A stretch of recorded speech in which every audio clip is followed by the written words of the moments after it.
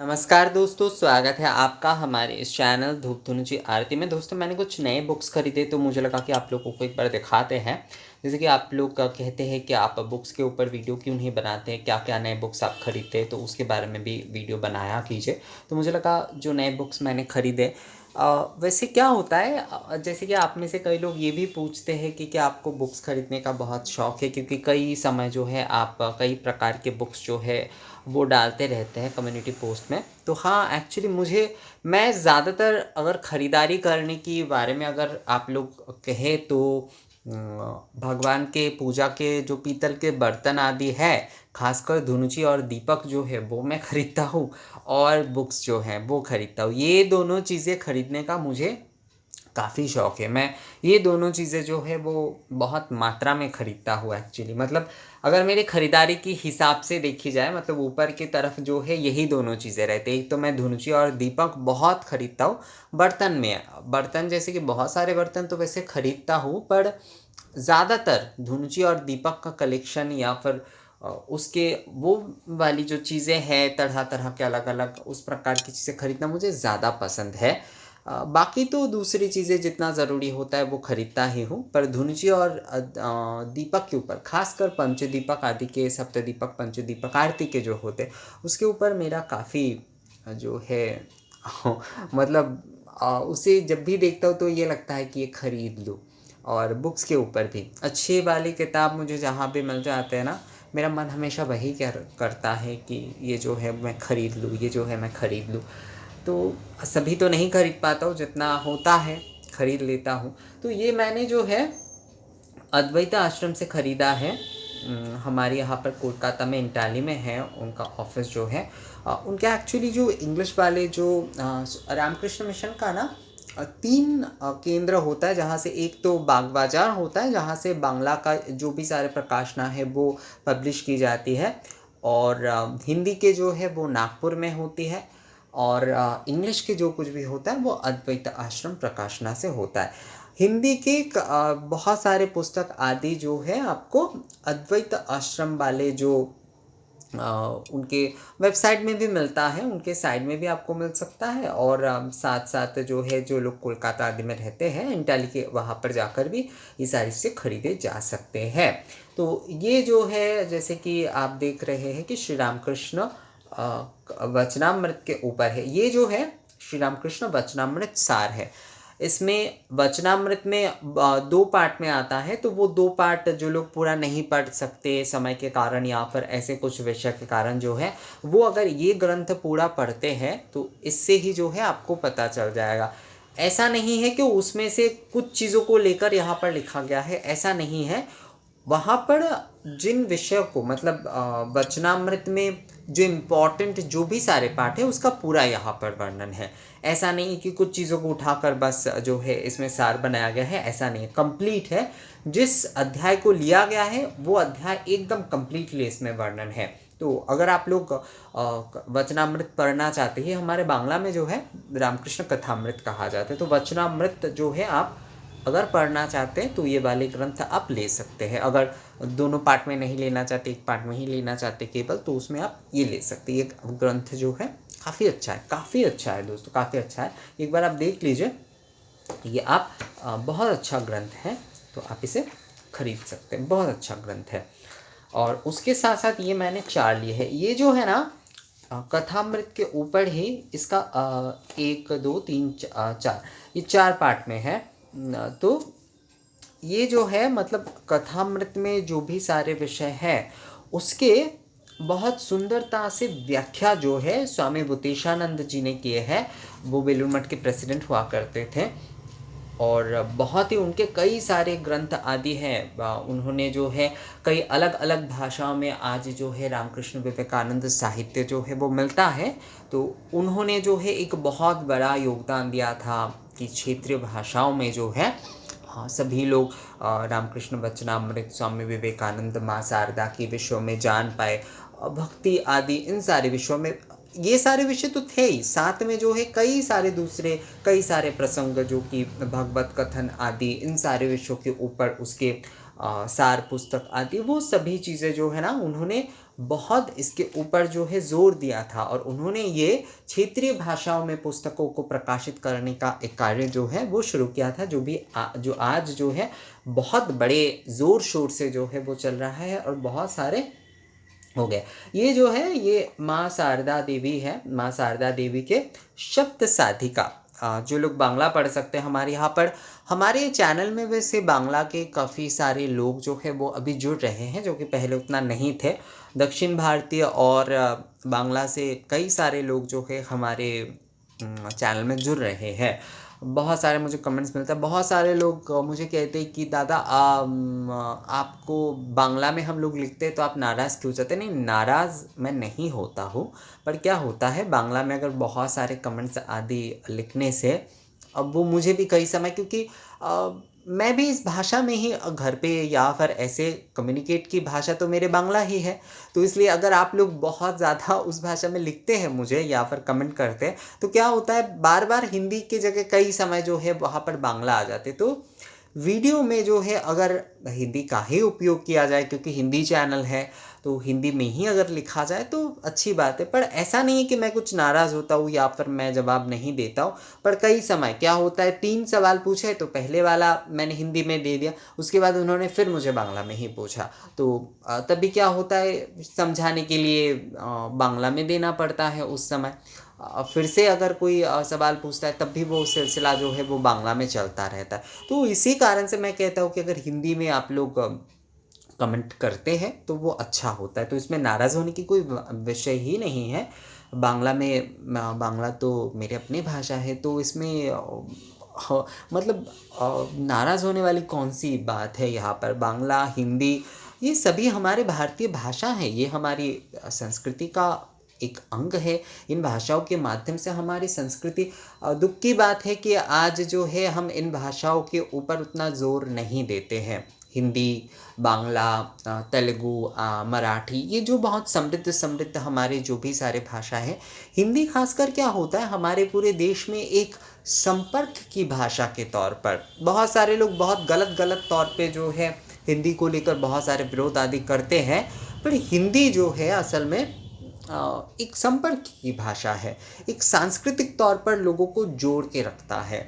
बहुत सारे लोगों को हिंदी पढ़ना नहीं आता, पर वो हिंदी बोल लेते हैं, हिंदी बोलकर अपने मन के जो भी भाव आदि है वो एक दूसरे को समझा सकते हैं।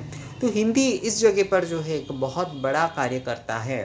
और हमारी क्षेत्रीय सारी भाषाएं ही बहुत समृद्ध है। साहित्य के तौर पर अगर देखा जाए तो इंग्लिश आदि दूसरे कई साहित्य से हमारे जो भी क्षेत्रीय भाषाओं में जो भी सारे साहित्य हैं वो सच में बहुत उत्कृष्ट साहित्य है। मैंने बांग्ला, हिंदी और मराठी के मैंने कुछ पढ़े। मराठी मुझे थोड़ा बहुत पढ़ना आता है, तो मैंने मराठी के थोड़े बहुत पढ़े हैं, बहुत ही थोड़े बहुत पढ़े हैं। तेलुगु सीखना चाहता था पर सीख नहीं पाया। तो मुझे बांग्ला और हिंदी दोनों खासकर पढ़ के लगता है कि सच में हमारे साहित्य, हमारे जो लेखनी है कितना उत्कृष्ट है। इंग्लिश आदि ये सारी चीज़ें तो बस बनिया, मतलब ये सारे साहित्य जो है, मैं अपने तौर पर कह रहा हूँ, मैं ये नहीं कह रहा हूँ कि इंग्लिश साहित्य जो है वो बुरा है या फिर ऐसा है, पर इंग्लिश में जो सारे मैंने ग्रंथ पढ़े हैं, बहुत कम पढ़े हैं वैसे, उसमें मुझे लगता है ये बस लिखने के लिए लगते हैं, मतलब उसमें ना प्राण नहीं है। वो जो हृदय देकर एक चीज़ को लिखना, वो विषय कहीं पर नहीं मिलता है, जो मैं बांग्ला और हिंदी में जब पढ़ता हूँ उसमें जब मिलता है, वो इंग्लिश में उतना नहीं मिलता है। मुझे पता नहीं क्यों, शायद मैं उस भाषा से उतना जुड़ा नहीं हूँ, इसलिए भी हो सकता है। बहुत सारे लोग कहेंगे कि नहीं, इंग्लिश बहुत अच्छी भाषा है। बिल्कुल अच्छी भाषा है, इसमें कोई मतलब ऐसी कोई विषय नहीं है कि इंग्लिश गलत भाषा है या फिर ऐसा कुछ।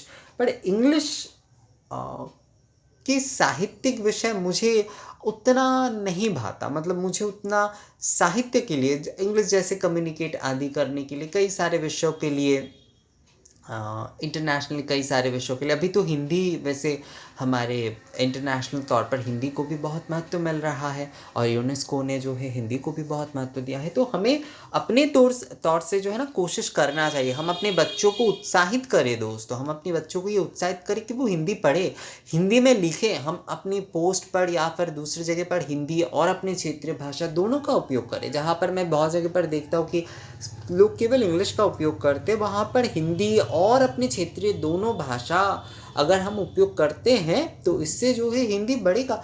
हम नहीं करेंगे, बस यूनेस्को ने उसे कर दिया और हम कुछ नहीं करेंगे, और मतलब हमने पल्ला झाड़ लिया और हमने सोच लिया कि नहीं, ये तो यूनेस्को ने अनुमोदित कर दिया है तो अब और क्या, अब तो ये हो ही गया है। ऐसा नहीं है, हमें अपना कार्य करना होगा। हम अपने कार्य जो है वो अगर नहीं करेंगे तो उससे कोई फ़ायदा नहीं होगा दोस्तों, केवल अनुमोदन करने से।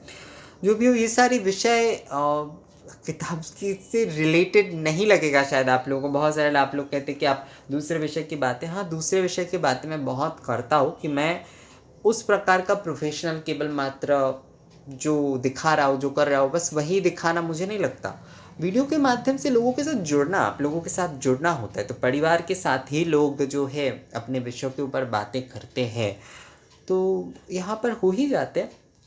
तो ये सारे जो ग्रंथ हैं, ये जो 4 जो किताब है, ये जो है रामकृष्ण जो कथामृत है, मतलब जो वचनामृत है, उसके व्याख्या जो है बहुत सुंदरता से स्वामी भूतेशानंद जी ने किए हैं। आप अगर रामकृष्ण कथामृत पढ़ के जो है ये सारे ग्रंथ आप एक बार पढ़ते हैं, ये 4 ग्रंथ जो है आप एक बार पढ़ते, तो बहुत जो है ना, आप बहुत अच्छे तरीके से श्री रामकृष्ण वचनामृत को समझ पाएंगे। और दूसरी बार जब पढ़ेंगे तो बहुत अच्छे से बहुत सारे विषय जो है ना आपके सामने स्पष्ट होगा। और ये माता शारदा मणि देवी के सप्त साधिका, माँ शारदा मणि देवी के साथ जो है ना सप्त साधिका, ये रानी रासमणि ने ही जो है माता जगदीश्वरी कालिका की मंदिर स्थापना की थी दक्षिणेश्वर में। अगर वो नहीं बनाते तो ये चक्र चलता ही नहीं। और माँ शारदा उसके बाद आए, ये जो है अघोरमणि देवी है, गोपाल माँ कहा जाता है। ये भी जो है मतलब रामकृष्ण भावांदोलन में मठ आदि, ये बेलूर मठ आदि बनाने में, इन सभी चीज़ों का, बहुत सारे लोग कहते हैं कि महिलाओं का क्या योगदान रहा है बेलूर मठ आदि बनाने में। वहाँ पर तो केवल जो है वो स्वामी विवेकानंद और उनके कुछ गुरु भ्राता ही उनसे जुड़े हैं, ऐसा बिल्कुल नहीं है। महिलाओं का खास योगदान था। माँ शारदा और उसके साथ साथ गोलाब माँ, उसके साथ साथ जो है योगिन माँ, जो गौरी माँ, और ये लक्ष्मीमणि दीदी है। ये जो है ना, ये देखिए, ये श्री राम कृष्ण की भतीजी है, श्री राम कृष्ण की भतीजी है ये। गौरी माँ को माँ शारदा ने जो है कहा था एक आश्रम महिलाओं के लिए केवल बनाने के लिए। तो कोलकाता के बाग बाजार में शारदेश्वरी आश्रम, वहाँ पर महिला ही पुरोहित होते हैं, महिला ही संपूर्ण पूजन आदि करते हैं। सारे पूजन जो है वो महिलाएं करते हैं, संपूर्ण पूजन सब कुछ जो है वहाँ पर महिलाओं द्वारा ही किया जाता है। और उनके प्रतिष्ठाता ये हैं गौरी माँ। शारदा माँ ने इन्हें कहा था कि गौरी रानी, केवल जो है महिलाएं केवल मात्र क्या रसोई और इस प्रकार की चीज़ें ही कर सकते हैं? नहीं, बल्कि महिलाएं अगर चाहे तो वो, जैसे कि वैदिक युग आदि से जो है महिलाएं जैसे अपनी ज्ञान के प्रमाण रखे हैं, उसी तरह से जो है महिलाएं भी साधन, आराधना, इन सब को जो है बहुत उच्चतम स्तर पर कर सकते। तो उसके लिए एक आश्रम होना बहुत ज़रूरी है। तो गौरी माँ ने जो है शारदेश्वरी आश्रम का निर्माण किया। पहले पहले बहुत कम लोग जो है ना इनके आश्रम आदि में, बेलूर मठ में भी जो है बहुत सारे लोग उसके ऊपर कहते थे कि ये गलत जगह है, यहाँ पर जो है वो मतलब लोगों का दिमाग कन्वर्ट किया जाता है, ये वो इस प्रकार का। बाद में लोगों की जो है आँख खुली और सही तरीके से वो जान पाए कि नहीं, यहाँ पर जो सारे कार्य किए जाते हैं वो जो है आध्यात्मिकता से जुड़े हुए हैं। मैं वैसे बहुत सारे, आप लोग मुझे कहते हैं ना कि मैं बेलूर मठ से जुड़ा हूँ या फिर बेलूर मठ से मैंने दीक्षा आदि लिए है, नहीं, ऐसा कुछ नहीं है, मैंने ऐसा कुछ नहीं लिया है।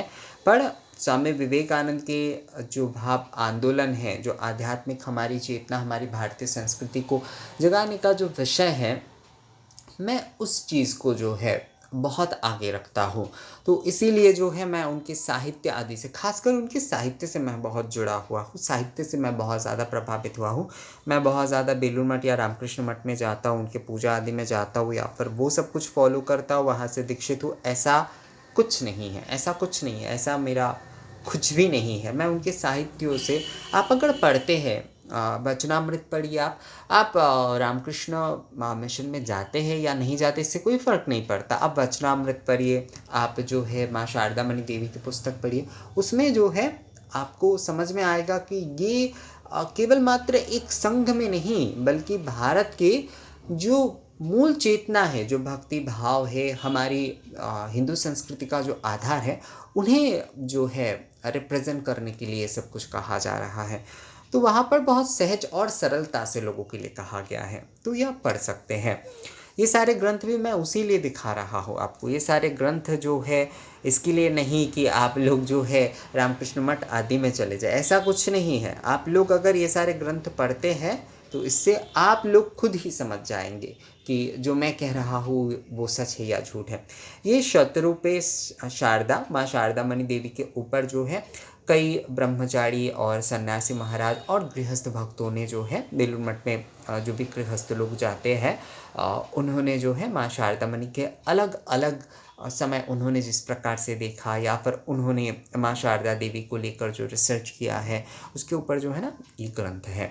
बहुत सुंदर ग्रंथ है, बहुत अच्छा ग्रंथ है ये। जो लोग बांग्ला में पढ़ते हैं खासकर उनके लिए, हिंदी में ये उपलब्ध नहीं है, बांग्ला में जो लोग हैं पढ़ सकते हैं। बाहर भी जो लोग रहते हैं जो बांग्ला पढ़ना जिन्हें आता है वो पढ़ सकते, बहुत सुंदर है।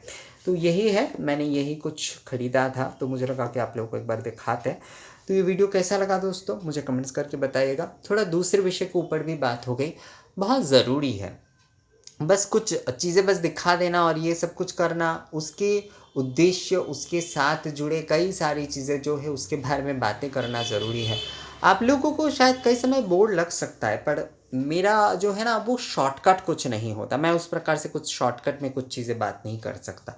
और अगर आप लोगों को लगता है कि नहीं मैं बहुत बकता हूँ या फिर जो है बोर हो जाते, तो मैं कुछ नहीं क्या कर सकता इस बारे में, क्योंकि यही मेरा स्वभाव है। और इसी प्रकार से ही जो है ना मैं जब तक वीडियो बनाऊंगा तब तक शायद इसी प्रकार से ही मेरा वीडियो चलता रहेगा। तो ये वीडियो कैसा लगा मुझे कमेंट्स ज़रूर करिएगा। मिलते हैं आपसे अगले वीडियो में, तब तक के लिए नमस्कार।